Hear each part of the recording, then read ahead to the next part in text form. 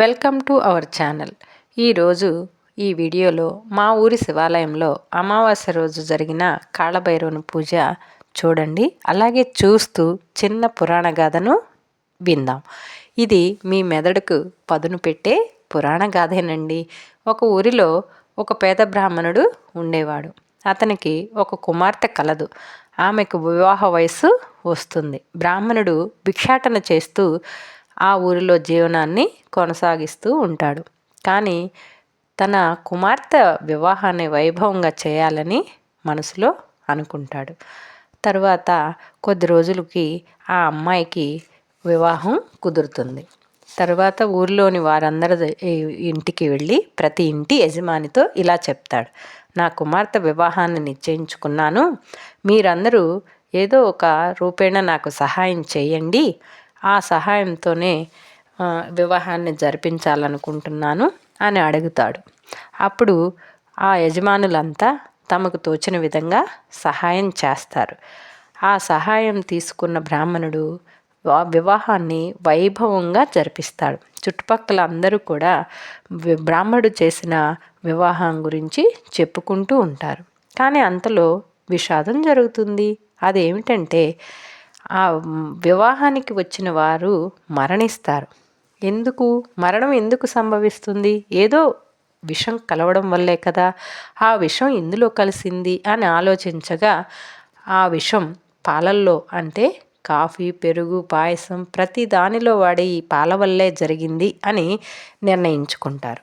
అంతలో యమలోకంలోని యముడు యమదూతల్ని పాపాలు ఈ మరణాలకు కారణమైన ఆ బ్రాహ్మణుణ్ణి యమలోకానికి తీసుకురమ్మని పంపిస్తాడు. యమదూతలు వచ్చి బ్రాహ్మణుని తీసుకొని యమలోకానికి బయలుదేరుతారు. ఆ బయలుదేరిన సమయాన బ్రాహ్మణుడు, తప్పు నాదెలా అవుతుంది? ఆ పాలలో విషం నేను కలపలేదు కదా, అవి మా ఇంటవి కాదు కదా, నాకు ఒక యజమాని ఇచ్చాడు అని చెప్తాడు. కాబట్టి తప్పు ఆ పాలు ఇచ్చిన యజమానిదే అని చెప్తాడు. అంతలో యమదూతలకు కూడా సందేహం వచ్చింది. అవును కదా అని ఆ పాల ఇచ్చిన యజమాని ఇంటికి వెళతారు. అప్పుడు ఆ యజమానురాలు చెప్తుంది, పాలని నేను కడవలో తీసుకొని వచ్చే సమయాన ఆ విషం ఏదో కలిసి ఉండవచ్చు, తప్పు నాది కాదు, ఆ విషాన్ని చిమ్మిన పాముదే అని చెప్తుంది.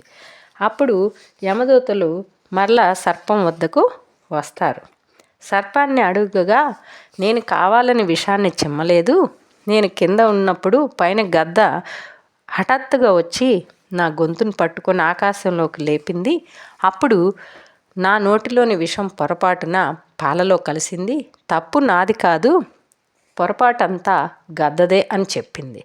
అప్పుడు యమదూతలు మరలా గద్ద దగ్గరికి వెళ్ళగా గద్ద అంటుంది, లోకధర్మం అండి, సృష్టి ధర్మం ప్రకారమే నా ఆహారమైన సర్పాన్ని నేను పైకి తీసుకున్నాను, అంతేకాని కావాలని నేనేమీ చేయలేదు అని చెప్తుంది.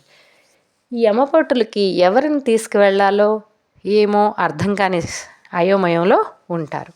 సరే అని నలుగురిని తీసుకొని యమలోకానికి బయలుదేరతారు. అంటే బ్రాహ్మణుణ్ణి, పాలిచ్చిన స్త్రీని, అలాగే పాముని, గ్రద్దని, నలుగురిని తీసుకొని యమలోకానికి వెళ్ళిపోతారు. మరి ఇందులో తప్పు ఎవరిది? మీరు బాగా ఆలోచించి మీ సమాధానాన్ని కామెంట్ రూపంలో పెట్టండి.